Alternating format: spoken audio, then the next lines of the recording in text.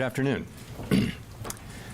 My colleagues and I remain squarely focused on achieving our dual mandate goals of maximum employment and stable prices for the benefit of the American people. The economy is strong overall and has made significant progress toward our goals over the past 2 years. The labor market has cooled from its formerly overheated state and remains solid. Inflation has eased substantially from a peak of 7% to 2.1% as of September. We are committed to maintaining our economy's strength by supporting maximum employment and returning inflation to our 2% goal. Today, the FOMC decided to take another step in reducing the degree of policy restraint by lowering our policy interest rate by a 1/4 percentage point. We continue to be confident that with an appropriate recalibration of our policy stance, strength in the economy and the labor market can be maintained, with inflation moving sustainably down to 2%. We also decided to continue to reduce our securities holdings. I'll have more to say about monetary policy after briefly reviewing economic developments.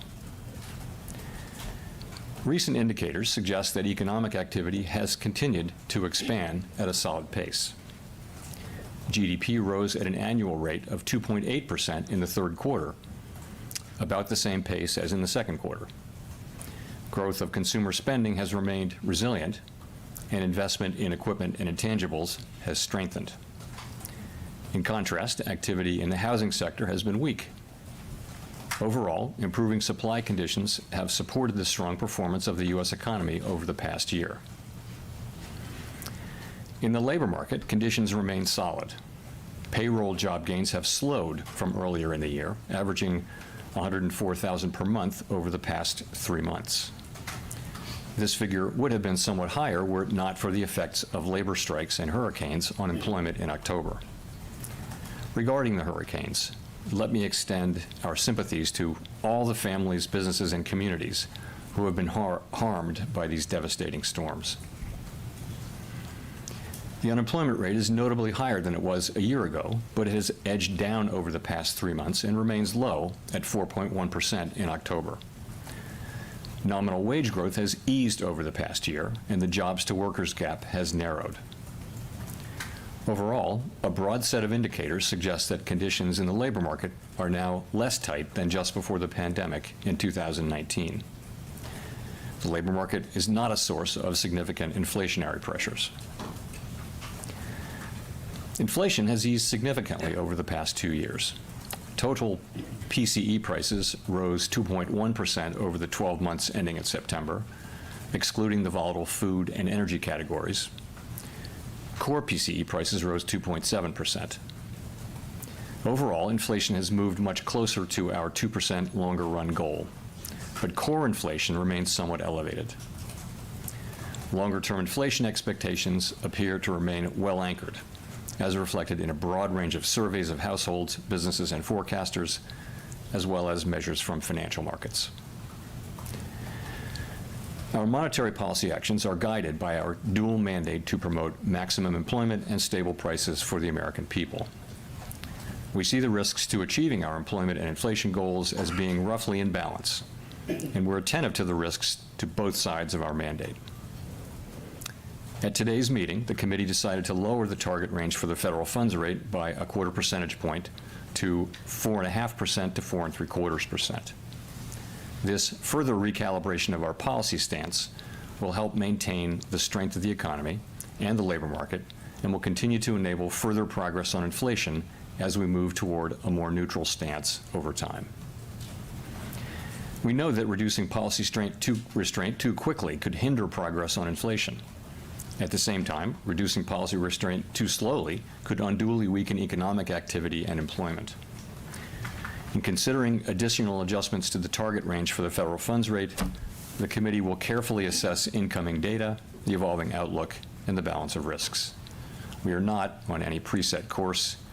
We will continue to make our decisions meeting by meeting. As the economy evolves, monetary policy will adjust in order to best promote our maximum employment and price stability goals. If the economy remains strong and inflation is not sustainably moving toward 2%, we can dial back policy restraint more slowly. if the labor market were to weaken unexpectedly, or inflation were to fall more quickly than anticipated. We can move more quickly. Policy is well positioned to deal with the risks and uncertainties that we face in pursuing both sides of our dual mandate. The Fed has been assigned two goals for monetary policy: maximum employment and stable prices. We remain committed to supporting maximum employment, bringing inflation sustainably to our 2% goal, and keeping longer-term inflation expectations well anchored. Our success in delivering on these goals matters to all Americans. We understand that our actions affect communities, families, and businesses across the country. Everything we do is in service to our public mission. We at the Fed will do everything we can to achieve our maximum employment and price stability goals. Thank you. I look forward to our discussion. Thank you. Given the expectation that the election outcome will produce policies that would meaningfully impact the U.S. economy next year, how is the committee taking these proposals into account for upcoming decisions, including potentially the next one in December? And can you give us any more sense of how proactive or reactive the Fed is prepared to be to changes in economic policies with the next administration? Sure. So let me say that in the near term, the election will have no effects on our policy decisions. As you know, many things affect the economy, and anyone who writes down forecasts in their job will tell you that the economy is quite difficult to forecast looking out past the very near term. Here, we don't know what the timing and substance of any policy changes will be. We therefore don't know what the effects on the economy would be, specifically whether and to what extent those policies would matter for the achievement of our goal variables, maximum employment and price stability. We don't guess, we don't speculate, and we don't assume. Now, just in principle, it's possible that any administration's policies or policies put in place by Congress could have economic effects that over time that would matter for our pursuit of our dual mandate goals. So we, along with countless other factors, forecasts of those economic effects would be included in our models of the economy and would be taken into account through that channel. Nick.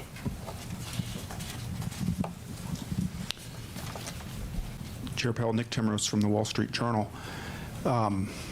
Roughly 1 year ago, when the 10-year Treasury was flirting with 5% and 30-year mortgage rates were near 8%, you noted how higher borrowing costs, if they were sustained, could weigh on economic activity.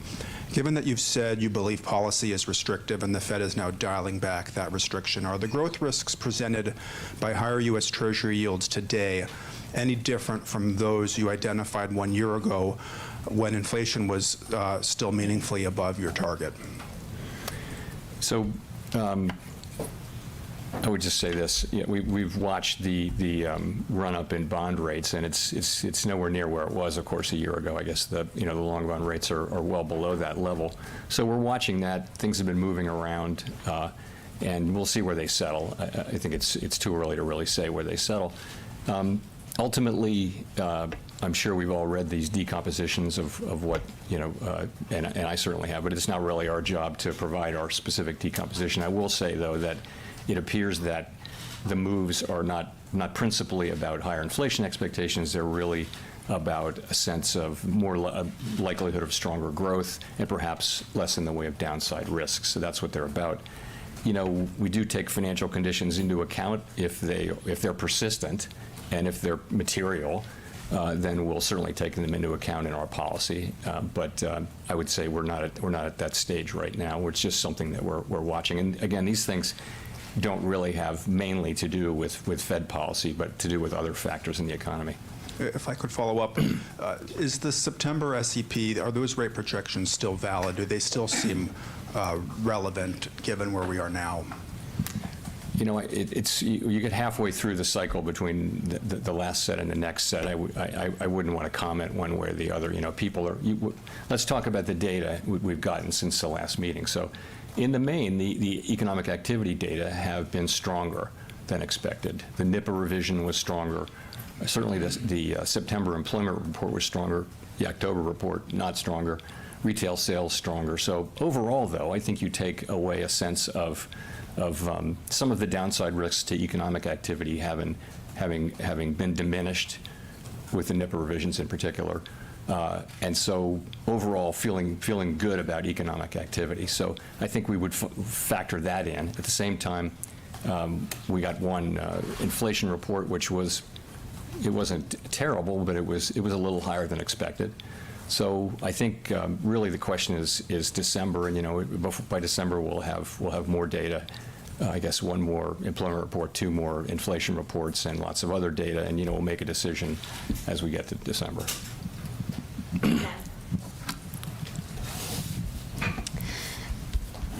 Gina Smilik from the New York Times. Thanks for taking our questions, Chair Powell. When it comes to December, what will you be looking at specifically as you try to make that decision? And then as of the Fed's economic projections in September, you had written down 4 quarter-point interest rate cuts in 2025. Do you still think that those are likely? Is that sort of the baseline outlook at this point, or has that shifted? And if it shifted at all, can you give a little bit of detail as to why? I can't. We don't fill out an SEP, and I can't characterize one that wasn't filled out today. So I can't really speak for kind of exactly where the committee is. I will just say for December, we're going to be, again, at every meeting, we're going to be looking at the incoming data and how that affects the outlook. As you know, we're in the process of recalibrating from a fairly restrictive level at 5.33%. After today's move, we're down 75 basis points. And we're asking ourselves, is that where we need to be?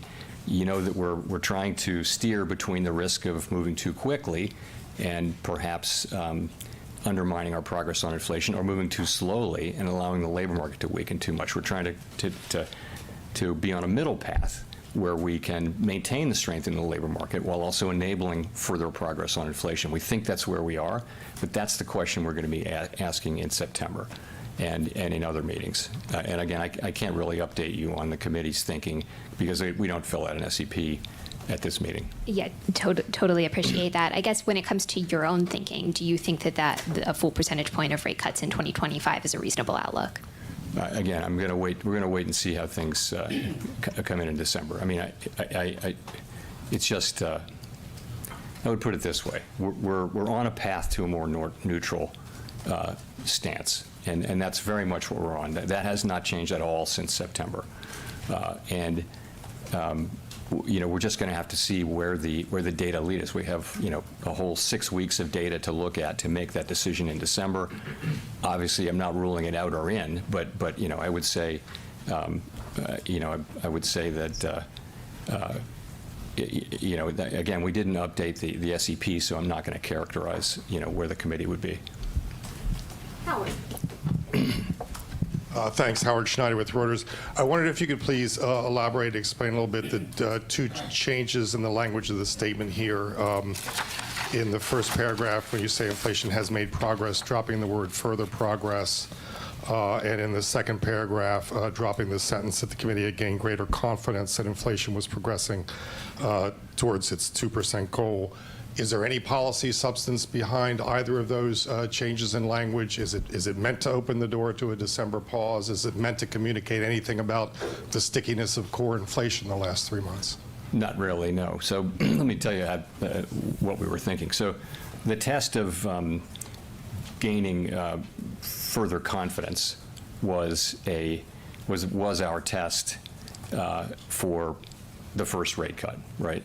And so we net that test in September, and therefore we take that test out. If you leave it in, then it's new forward guidance. It's brand new forward guidance. What do you mean by it? Are you requiring yet further? We have to say yes or no at every meeting whether we've made further progress. The point is we have gained confidence that we're on a sustainable path down to 2%. So that I would tell you is what that's really all about. It's not meant to send a signal. Neither of those is meant to send a further signal. And saying further progress, it becomes a test. We don't want to be. We don't think it's a good time to be doing a lot of forward guidance. There's a fair amount of uncertainty in that. In what I've said, the path that we're on, we do know where the destination is, but we don't know the right pace, and we don't know exactly where the destination is. So the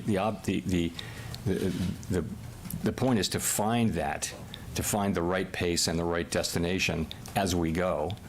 And I think there's a fair amount of uncertainty about that. And you don't want to tie yourself up with guidance. You want to be able to make sensible decisions as you go. Steve Leisman, CNBC. Mr. Chairman, you talked about higher rates, perhaps from an expectation of higher growth. You didn't talk about it in terms of expectations of higher deficits. Is that something you think might be behind the recent rise in interest rates, and is that are rising deficits a concern to you? So we don't comment on fiscal policy, and again, I don't have a lot more to say on what's driving bond yields. In terms of policy changes, though, let me give you a sense of how this works in the ordinary case. Let's say Congress is considering a rewrite of the tax laws. Doesn't matter what's in the content. So we would follow that. At a certain point, we'd think we see the outlines, so we'd start to model it. And then we'd wait, and at a certain point, the staff would brief the FOMC and say, you know, these are the likely effects. There's lots and lots of literature on the effects of tax policy changes on various parts of the economy. So we'd try to get smart on that, and then the law actually passes.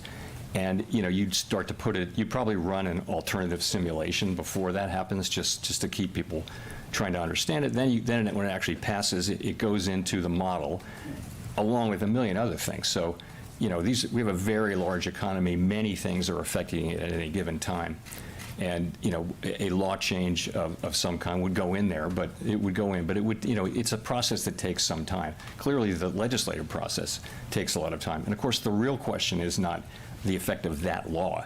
It's all of the policy changes that are happening. What's the net effect? And you know, the overall effect on the economy at any given time. So I think that's a process that takes a lot of time, and that we go through all the time with every administration, constantly.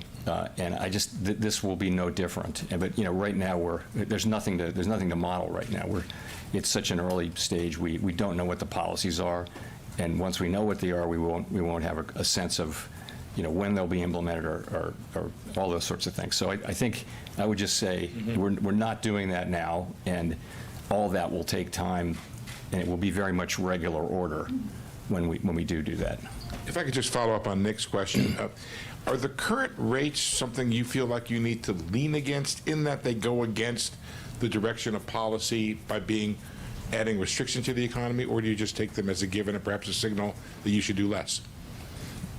Look, I just think the first question is, how long will they be sustained? If you remember the 5% 10-year, people were drawing massively important conclusions, only to find, you know, 3 weeks later the 10-year was 50 basis points lower. So, you know, it's material changes in financial conditions that last, that are persistent, that really matter. And we don't know that about these. What we've seen so far, you know, we're watching it, we're reading, you know, we're doing the decompositions and reading others, but right now it's not a major factor in how we're thinking about things. Chris. Thank you, Chris Rugaber at Associated Press. You mentioned the positive economic data that we've seen since the September meeting, including the revisions to things like savings, higher GDP growth. We saw a stock market jump yesterday. That's renewed some of the questions about why do many cuts at all in this with this backdrop. So you're right. As I mentioned, and as you mentioned, the latest economic data have been strong, and that's, of course, a great thing and highly welcome. But, of course, our mandate is maximum employment and price stability, and we think that even with today's cut, policy is still restrictive. We understand it's not possible to say precisely how restrictive, but we feel that it is still restrictive. And if you look at our goal variables, the labor market has cooled a great deal from its overheated state of 2 years ago and is now essentially in balance. It is continuing to cool, albeit at a modest rate. And we don't need further cooling, we don't think, to achieve our inflation mandate. So that's the labor market. Inflation has moved down a great deal from its highs of 2 years ago, and we judged, as I mentioned, that it's on a sustainable path back to 2%. So the job's not done on inflation. But if you look at those two things, we judged in September that it was appropriate to begin to recalibrate our policy stance to reflect this progress, and today's decision is really another step in that process. Overall, as I mentioned, we believe that with an appropriate recalibration of our policy stance, we can maintain strength in the labor market even as our policy stance enables further progress toward our inflation goal. Great. And just to follow up, what might cause you to pause rate cuts in December? What kind of economic data would lead you to that path? Thank you. So we haven't, made any decision like that at all. But we're in the process, as I mentioned, of moving policy down, our stance down over time to more neutral level. And as a general matter, as we move ahead, we are prepared to adjust our assessments of the appropriate pace and destination as the outlook evolves. So, for example, if we were to see the labor market deteriorating, we'd be prepared to move more quickly. Alternatively, as we approach levels that are plausibly neutral or close to neutral, it may turn out to be appropriate to slow the pace at which we're dialing back restriction. Again, haven't made any decisions about that, but that's certainly a possibility. If you can think of it as similar to what we do with asset with asset runoff, with QT. So we reach a point where we slow the pace, much like an airplane reaching the airport slows down. And so we're thinking about it that way, but it's something that we're just beginning to think about. Edward.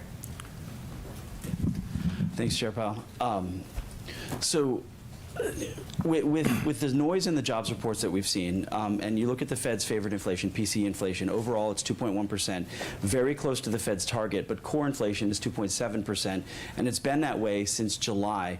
So why doesn't this data give fuel to a rate pause for this meeting? Well, so I think if you look at the 3 and 6 month, you're quoting the 12-month. So we look at all of them, right? But if you look at the 3 and 6 month core PCE, you'll see they're around 2.3%. So we look at all of them, and we look at 12 as well. But what it's telling us is that we really have made significant progress, and we expect there to be bumps. For example, the last 3 months of last year, the core PCE readings were very, very low, probably unsustainably low. So that's why forecasts generally see a couple of upticks toward the end of the year. On the other hand, the January reading certainly looks like an example of residual seasonality, so that we saw last year. So when that falls out of the 12-month calculation in February, we should see a thing down. So it'll literally be a bump up and then down. We understand that. Overall, you see the progress on inflation, and you also look at the economy and you say, what is the inflation story now? Where's it coming from? So I point to a couple of things. One is the non-housing services and goods, which together make up 80% of the core PCE index, are back to the levels they were at the last time we had sustained 2% inflation, which happens to be in the early 2000s for a period of 5, 6, 7 years. So they're back to that level. What's not is housing services. So let's talk about housing services. Housing services is higher.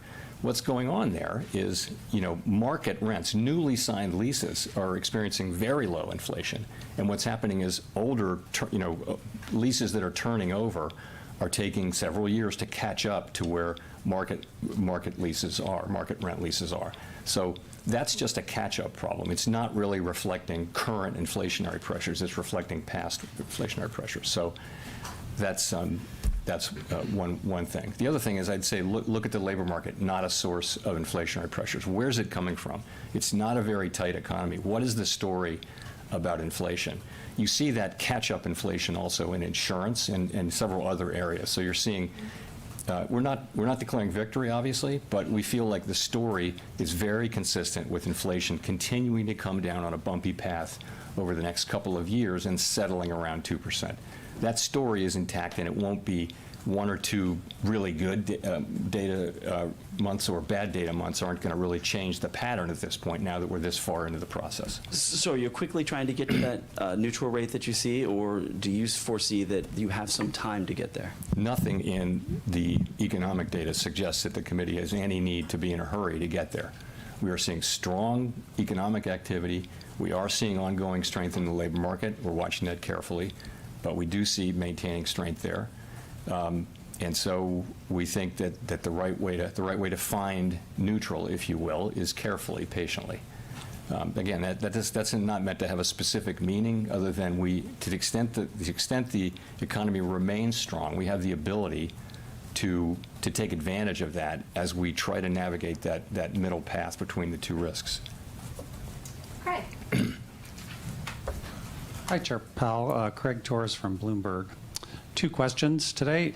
Did you learn anything about what Americans think about the economy from the election results? First question. Second question. I want to talk about some labor market indicators, and I do so with great respect for your attentiveness to the maximum employment side of the mandate, Chair Powell. So the unemployment rate has been at 4% or higher for 6 months. One of the broadest measures of unemployment is up about 0.5 point from a year ago. Compensation gains are sliding back. The quits rate, a signal of labor market dynamism, has been heading down to that bad neighborhood of the 20 teens. So you have put a marker at Jackson Hole saying any further cooling is unwelcome. It is cooling generally a little bit further. So at what point do we reach what you would describe as a shortfall from maximum employment? Thank you. Sure. So on your first question, I'm not going to talk about anything that relates directly or indirectly to the election. On the second one, this is the great question, and it's the one we think about all the time. So I'll just say a couple things.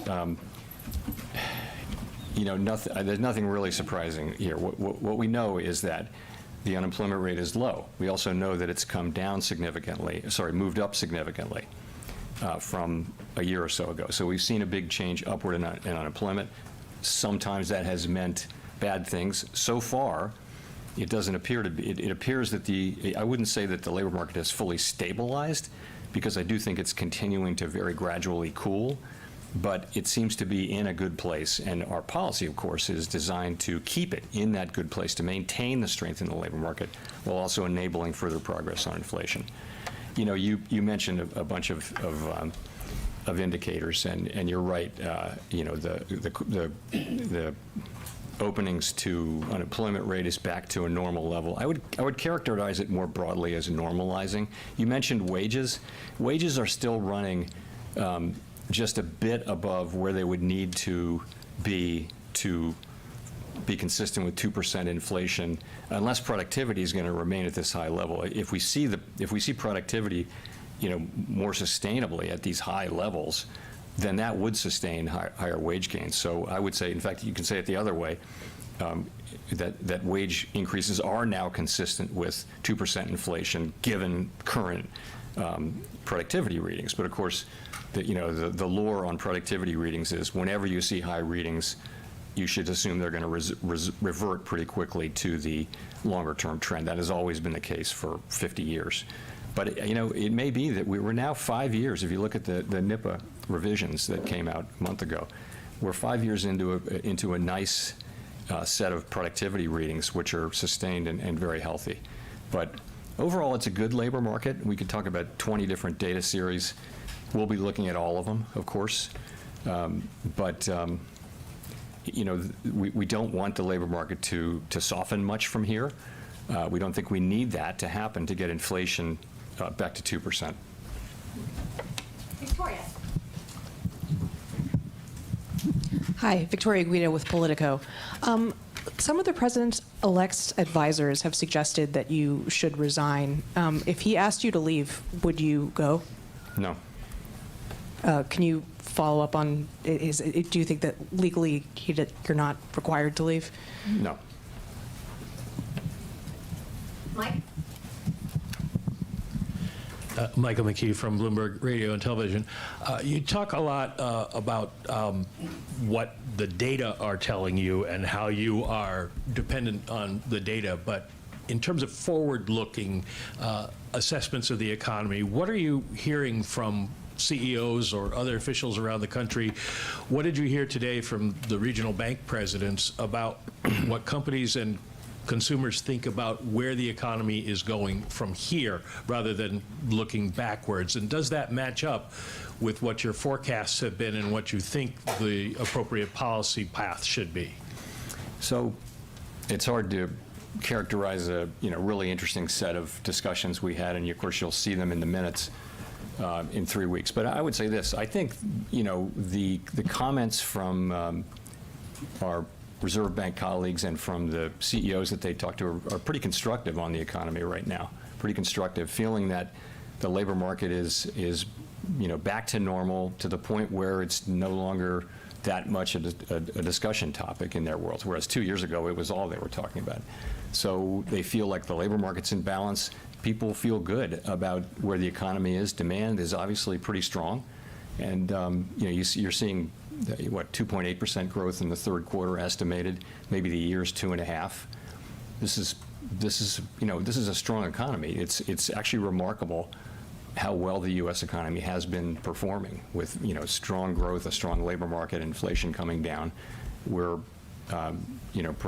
really performing better than any of our global peers. And I think that is reflected in what you hear from, what I hear people hear from CEOs. I don't get to talk to a lot of CEOs in my job, but I hear what others summarize from those. And of course, I hear the Reserve Bank presidents do a lot of that. And it's pretty constructive overall. Now, that's not to say there are areas of caution and things like that, but ultimately, overall, pretty positive. Well, to follow up the areas of caution, if there were black clouds on the horizon that you identified as something you're watching, what would they be?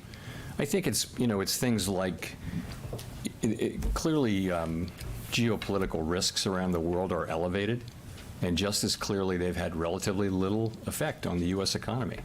Now, that can change through the price of oil or otherwise, but people talk about those as, something that's on the horizon all the time. But, ultimately, if you look at the U.S. economy, its performance has been very good. And that's what we hear from business people, and expectation that will continue. If anything, people feel next year, I've heard this from several people, that next year could even be stronger than this year. Andrew. Hi, it's Andrew Ackerman with the Washington Post. I just wanted to follow up on the discussion earlier on fiscal policy. Your predecessors, Greenspan and Volcker, spoke up loudly when they thought large budget deficits endangered economic or financial stability. Will you do that too? And right now we're in a period of full employment. We have large budget deficits and debt at historic highs that are rising. Is that something you'd speak out against? So, I have said many times, no more, no less than what the predecessors you mentioned have said. And what that is that the U.S. federal government's fiscal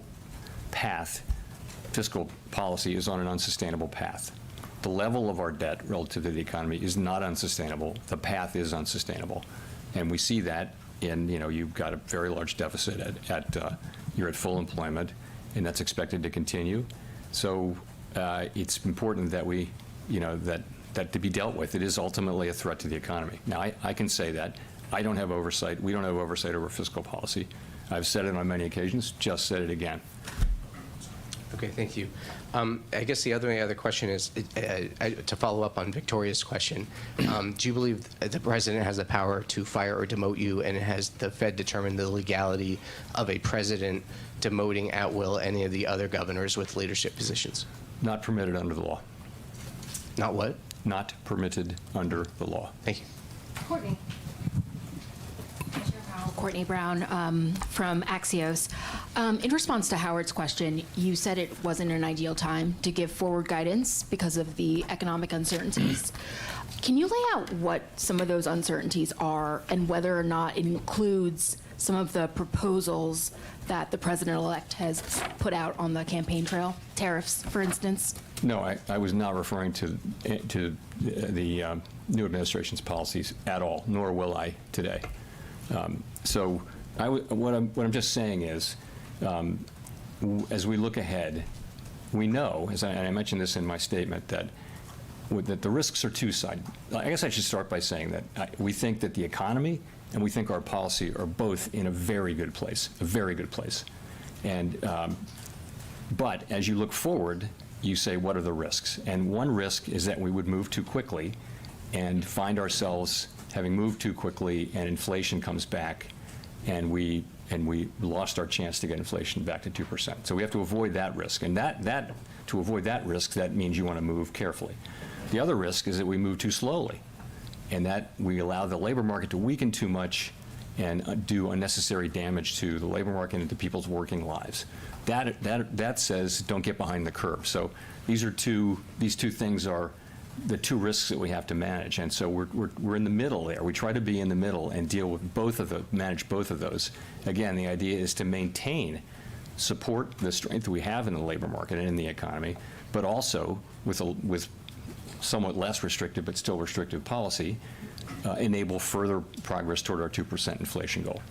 So there's, this is a thing we're meeting by meeting, we're going to be making our assessment of what the right path is. It's not as important, the precise timing of these things is not as important as the overall arc of them. And the arc of them is to move from where we are now to a sense of a more neutral policy. We don't know exactly where that is. We only know it by its works. We're pretty sure it's below where we are now. But as we move further, there will be more uncertainty about where that is, and we're going to move carefully as this goes on, so that we can increase the chances that we will get it right. Simon. Thank you, Chair Powell. Simon Rabinovich with The Economist. I know you don't want to share your decomposition of bond yields, but if you look at the break-evens, it is clear that longer-term inflation expectations do seem to have risen, up at about 2.5%, for example, on the 5-year. That's up half a point from when you cut in September. Do you have any concern at all that longer-term inflation expectations are de-anchoring, or put another way, are anchoring at a slightly higher level? Thanks. So we would be concerned if we thought we saw longer-term inflation expectations anchoring at a higher level. That's not what we're seeing. We're still seeing, between surveys and market readings, broadly consistent with, I looked at the 5-year earlier today, and it's probably moved, but it's just not, it's kind of right where it's been, and also it's pretty close to consistent with 2% PCE inflation. So that's been a traditional one that we look at a lot. But overall, expectations seem to be, and really have throughout this, in a place that's consistent with 2% inflation. But you're right to say we watch that very carefully, and we will not allow inflation expectations to drift upward. But that's really why we reacted so sharply back in 2022, was to avoid that. Kelly. Hi, Chair Powell. Kelly O'Grady, CBS News. We just talked about what you've heard from business leaders on the economy, but many average Americans are still not feeling the strength of the economy in their wallets. So what's your message to them on when they might expect relief? So you're right that we say the economy is performing well, and it is, but we also know that people are still feeling the effects of high prices, for example. And the world went through a global inflation shock, and inflation went up everywhere, and it stays with you because the price level doesn't come back down. So what that takes is, it takes some years of real wage gains for people to feel better. And that's what we're trying to create, and I think we're well on the road to creating that. Inflation has come way down, the economy is still strong here, wages are moving up, but at a sustainable level. So it's just, I think what needs to happen is happening, and for the most part has happened, but it'll be some time before people, regain their confidence and feel that. And we don't tell people how to feel about the economy. We completely respect what they're feeling. Those feelings are true, they're accurate. We don't question them. We respect them. And just a quick follow-up, President-elect Trump has been critical of your performance. Any concern about his influence on the Fed's independence? I'm not going to get into any of the political things here today, but thank you. Nancy. Hi, Chair Powell. Nancy Marshall-Genzer with Marketplace. What is your plan if we start to see stagflation? Well, so that's the whole plan is not to have stagflation, so we don't have to deal with it. So that is actually our plan. It's of course a very difficult thing, because anything you do with interest rates will hurt one side or the other, either the inflation mandate or the employment mandate. I would just say that we've been able to see inflation come down a whole lot, much closer to our goal without the kind of sharp increase in unemployment that has often accompanied programs of disinflation. So, knock on wood, we've gotten this far without seeing a real weakening in the labor market, and we believe we can complete the inflation task while also keeping the labor market strong, and that, of course, is exactly what we're trying to do. Can you rule out an interest rate hike next year? No, I wouldn't rule anything out or in that far away, but that's certainly not our plan. I mean, our baseline expectation is that we'll continue to move gradually down towards neutral, that the economy will continue to grow at a healthy clip, and that the labor market will remain strong. If you look at our that will not change from the September SEP. You know, that is our baseline forecast, and short of some exogenous event, that will continue to be our forecast for the foreseeable future. So, but ultimately, you know, we're not in a world where we can afford to rule things out a full year in advance. There's just too much uncertainty in what we do. Let's go to Jean for the last question. Hi, Chair Powell. Jean Young with MNI Market News. I wanted to go back to a comment that you had made about Americans being quite unhappy about the cumulative price level rises over the past few years, even though now inflation is back on a path to 2%. Would it be appropriate for the Fed to undershoot for a while on its inflation goal under the average inflation targeting regime so people have a chance to catch up? No, that's not the way our framework works. We're aiming for inflation at 2%. We did not think it would be appropriate to deliberately undershoot. And you know, part of the problem there is that low inflation can be a problem too, in a way. But that's not part of our framework, and it's not something we're going to be looking at in our framework review. Thank you very much.